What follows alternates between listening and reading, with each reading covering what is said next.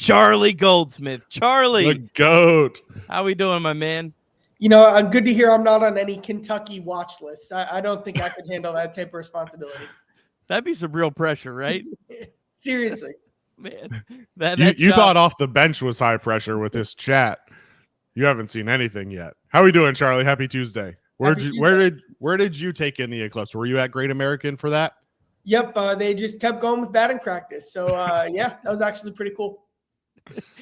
Some of the pictures were incredible. I know from up here, pictures didn't do it justice. So for the pictures to be that cool, I bet it had to just be an incredible experience down at Great American Ballpark. The coolest part to me was to see the players, experience it. That was really cool because for them to, take a break from what they're doing and wait a second. It was like everyone realized the significance and the specialness of what was going on. And then they all took a moment, and the whole Brewers team was in the visiting dugout. And this too, the entire Reds organization was on the field, and that was pretty cool. People you don't see from the front office or the business side, everyone came out on the field together as an organization to take it in. So it's cool to see everyone come together like that. That is cool. You mentioned obviously the eclipse happened during batting practice. Another significant event yesterday during batting practice is Jonathan India takes a foul ball off the bat of Nick Martini to the leg, later scratched from the lineup, although it is being reported that he was scratched due to his hand, not the leg. What can you tell us about the latest on Jonathan India and his now potentially 2 injuries? So it was a combination of things. It was the hand and the leg that led to him not being in the lineup. He really tried to test it out. He ran, he swung the bat pregame.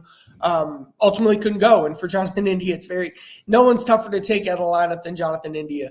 It was a kind of a scary scene. I didn't see it, but I heard it. I was right there, and I just wasn't looking at that part of the field when it happened. And it was very good to see Jonathan India out on the field later that day. And again, the sign that David Bell was expecting him to be in the lineup today, definitely encouraging for India.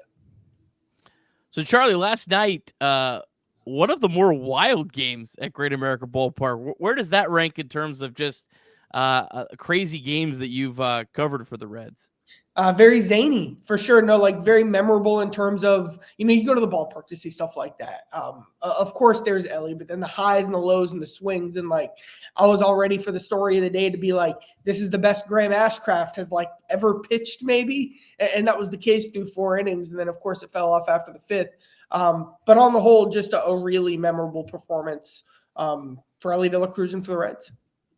Yeah, you mentioned Ellie. Obviously, last night gets off the snide with his first home run, 450-foot blast to dead center field off the batter's eye.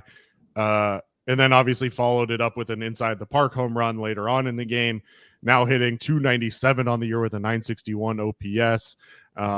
He's 4th in the league with 11 runs scored and already toting a half WAR, 10 games into the season or whatever it is now.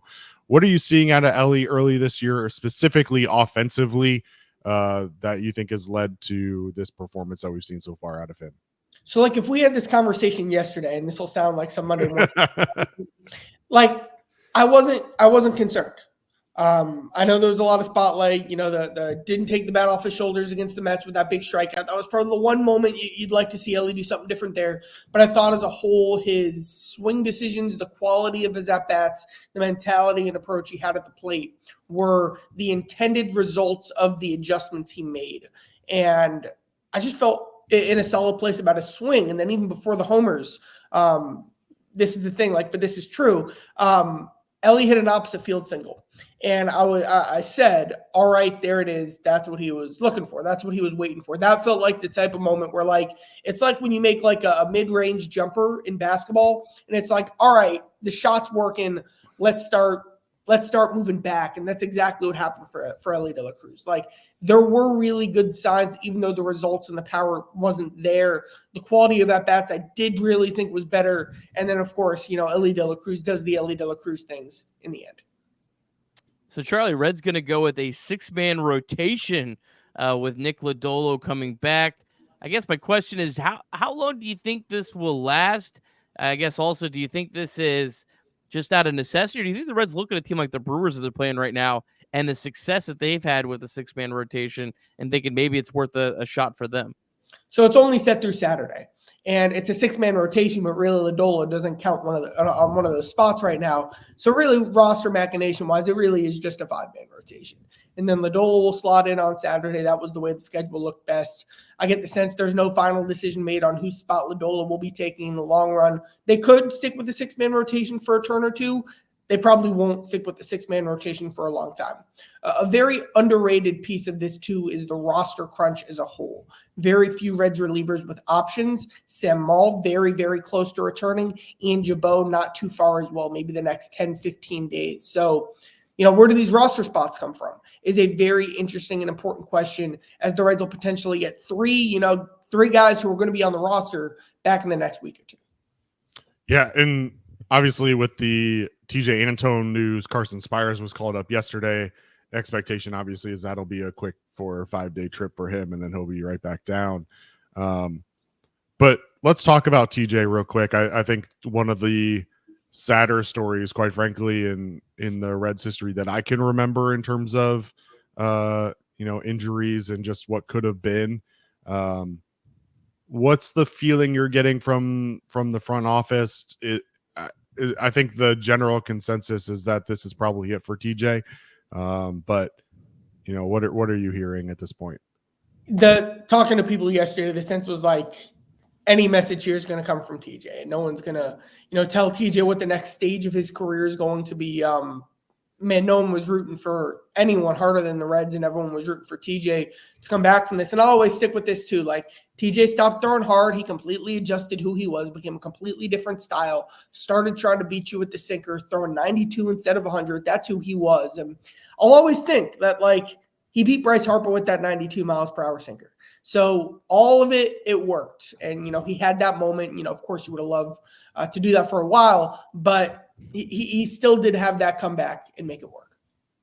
And obviously Antone with his arm injuries, this isn't new to him, unfortunately. But there has been seemingly an increase across the league in elbow injuries, specifically Tommy John and otherwise. Some people will try to blame that on the pitch clock. Others will blame it on just a complete shift in the way pitchers approach pitching in a game, with specifically around velocity and spin rate. The Reds have been known as one of the better teams as it pertains to pitcher development specifically, and their pitching staff has been recognized time and time again as being top notch. What, if anything, do you expect to change in the way pitchers approach baseball as a whole based on this recent trend, if at all? So I talked to Derek Johnson and then Emilio Pagan too for a while about this yesterday. The number one thing is the hyper-specific plan for each player, individualized plan for each player with their arm care routines. And the thing the Reds prioritize, and the thing, Emilio Pagan I thought was interesting because he's played for so many teams. He said, you've got to prioritize is, Derek Johnson said, what works for one guy won't work for anyone else really. And it's about coming up and developing and finalizing that plan with, again, like Emilio Pagan says, he does a lot of curls and he does a lot of stuff with his, I'm forgetting the muscles in the arm, but he says he focuses a lot on the big muscles of the arm because he's a believer that the big muscles are there to look out for the small muscles. And that's what works for him. And Derek Johnson was talking about just how much time and effort they go into specializing these plans. However, he said if he had the answer, he'd be a zillionaire. And there's just no way to completely eliminate these types of injuries from the game, and it's terrible, and it's something that's got to change, but no one really around baseball or the Reds has that big answer right now. All right, Charlie. So Christian Encarnacion-Strand obviously off to a tough start to the year. I think he's got a 133 on base percentage. David Bell continues to run him out third in the lineup.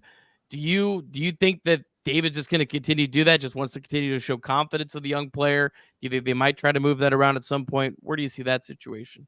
I think today's the day to change it more than yesterday was, because if you're going to change, like the Reds have levers to pull against right-handed pitching in a way they don't have levers to pull against left-handed pitching. Santiago Espinal wasn't going to hit third for the Reds yesterday. You know what I mean? Like they want Ellie to hit six, stuff like that. Against right-handed pitching, they have some levers. Move Jake Fraley up to second maybe, or I guess Benson's swinging the bat better now. But are there ways to move Fraley up? Can you move Nick Martini up? Of course, Spencer Steer, an obvious guy who could slot in at third in the lineup. So that's like today I'm looking out for that. I asked David about CES yesterday. David said like he feels very close and it hasn't even felt like a slump, which that was David Bell's approach or David Bell's view of it. And, you look at the metrics, he's chasing almost as much as anyone in baseball, and he's slumping for the first time, really for the second time in his entire life, which of course is that's not who Strand is. And he'll get every chance to bounce back. His playing time is not going anywhere. But today is a day I'm curious to see if there's a lineup change. Yeah, I think it'll be interesting. CES seems to be in a position this year that really wasn't expected due to injuries and otherwise, that there really doesn't seem to be a clear answer to give him a real spell, other than obviously giving Candelario a spot start here at first, or Nick Martini maybe. But, from my perspective as an outsider, it feels like he has to be the everyday guy. He's got to play 150 plus games this year. Otherwise this team can't be successful. But let's shift and let's talk positivity here, Charlie. Everybody in the chat knows Nick and I are all in on the hype. We're really bought in on this team and what they can be. Everybody knows that. Will Benson had gone through a little bit of a slump, obviously. And then yesterday, lefty-lefty matchup really seemed to break out of it after a day off yesterday with the 2 extra base hits. What's your take on that whole situation? Was it Will just needed a day off? Was it just Aaron Ashby's not that great of a pitcher? Maybe a combination of both. What did you see or hear out of Will Benson yesterday? Yeah, so Will Benson's an everyday guy on this team. He got a day off on Sunday. There wasn't a specific reason, but I'm sure, how he was hitting at the plate. Also, they really wanted to get Bubba Thompson a start, because of everything he had done, reward him with that. So someone needed to come out of the lineup. That ended up being Will Benson. I'm going to take a moment to shout out Will Benson's defense. The underrated story of the year is Will Benson is a good defensive center fielder. And that, came out of nowhere. He didn't play center field last year. He was, in his words, average to below average in the corners last year. He said he felt sometimes he was flat-footed. He went through the exact same process in the field that he went through at the plate last year. Completely changed his preparation, his mental side, kind of all the work he does to know where to be or to know what's coming. And it's just worked really, really well. And his defense has been a really big bright spot that, because he can play center, you can get Nick Martini in the lineup. And that's just a big development for the Reds. All right, Charlie, I got to ask you about a guy that's taken off a little bit this year and kind of won over a little bit of the fan base, and that's, of course, Stuart Fairchild. He's a guy that I don't really ever see any interviews on. So any just insight into Stuart Fairchild, kind of how he's really carved a pretty significant role with this team? I have a story written on Stu. I just haven't had the right chance to, the right timing yet to publish it. But Stuart went into the lab this offseason more than Ellie De La Cruz went into the lab, number one. Next on that list was Stuart Fairchild. Stuart got rid of the leg kick. Stuart worked with a new hitting coach. And really, most importantly, he combined his work with a hitting coach with his work with a private strength and performance coach in Washington. And the end result there was and this will sound like not Stuart Fairchild, but Stuart Fairchild last year was a high fly ball hitter who kind of in a lot of ways was power or bust, which again, that's not who Stuart Fairchild should be as a player. Now what he's doing is he's hitting low line drives, and it sounds simple, but he said it. He wasn't able to do that last year. So he's just in a better place as a hitter. He's always been a kind of elite runner, kind of sneaky elite runner. He's always been a standout defender.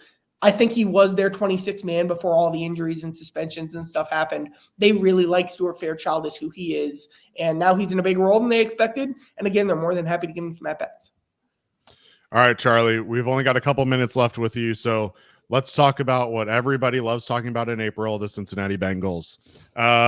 So the draft now is less than 3 weeks away. The Bengals obviously have made a number of moves to address some depth concerns and some holes in the roster. I think a lot of people would say that interior defensive linemen and cornerback remain needs on this team. What are you hearing going into the draft as it pertains to specifically addressing those holes? Obviously, Tavondre Sweat, a guy who many thought might be on the Bengals board, goes out and gets a DUI this weekend. How does that affect his draft stock? We're 3 weeks away. What are your expectations for April 27th? A couple things. First, the way, I think their biggest needs are right tackle. The way I've covered the team for 5 years. I've never seen the Bengals' biggest need, I guess, except for quarterback with Joe Burrow, intersect so much with the draft board. And like for the last 2 years, they got Dax Hill. No one expected him to be around. He slid. They didn't expect that. They got him. Same thing with Miles Murphy. This year, it looks like that player is going to be an offensive tackle. And that is a huge development. I am mock drafting Amarius Mims to the Bengals right now. I'm kind of planting my flag in banking on the Bengals' ability to develop and taking that swing on the highest upside guy because he can learn behind Trent Brown. I agree with your needs you said. I do think nose tackles play fewer snaps than you think because of that, because of the way the Bengals need more receiver snaps, because they need another long-term big linchpin developmental piece. If T. Higgins is gone this year, I really would include receiver in that second tier of needs. And right now I'm diving into, the second round receivers and the third round receivers. That is something that could really go a long way for the Bengals. If they hit on that pick, it would allow them to stick with their identity, with a lot more 11 if this guy can play right away and then help you fill Higgins' role in the long term. Then maybe if I'm mock drafting here, I don't have the day 3 in the third round nose tackle list in front of me right now, but you could really fill that smaller role through a smaller pick. Yeah, you mentioned wide receiver. The Bengals recently visited with Jalen McMillan out of Washington. Seems like a guy who potentially could fill that role. I'm going to ask you to project a little bit. When we talk after the draft is the 25th through the 27th. So when we talk on the 28th or 29th, will T. Higgins be a Cincinnati Bengal still? I think if they trade him now, they've done something wrong because you open up $20 million in cap space and then there's nowhere to really use that now. Brian Burns got traded on the first day of free agency. I know L'Jarius Sneed took a little more time, but to me, you do it the Brian Burns way. And then when you look at this as well, for leverage, obviously if you're trading T. Higgins, you want as much leverage as you can. You want to make that trade when the teams who would want T. Higgins still want T. Higgins. And now the Texans filled that need. The Panthers filled that need. The Texans got Diggs. The Panthers got Johnson. The Titans got Calvin Ridley. Like those were 1, 2, and 3 on your T. Higgins power rankings trade teams. And now those teams wouldn't be interested anymore. So you have less leverage. And so, again, if they would still trade him now, it feels like they would really be missing out. Interesting take. There's a lot of people out there who think that they can package them with their first rounder to try and move up and maybe even take his replacement earlier in the first round. But sounds like maybe the partner isn't there for that. So that's great insight. Charlie, as always, we appreciate you taking the time for us. You've been amazing for Off the Bench and for Chatterbox as a whole. So really appreciate you taking the time yet again on short notice. And I'm sure we'll talk to you again soon. Have a good one.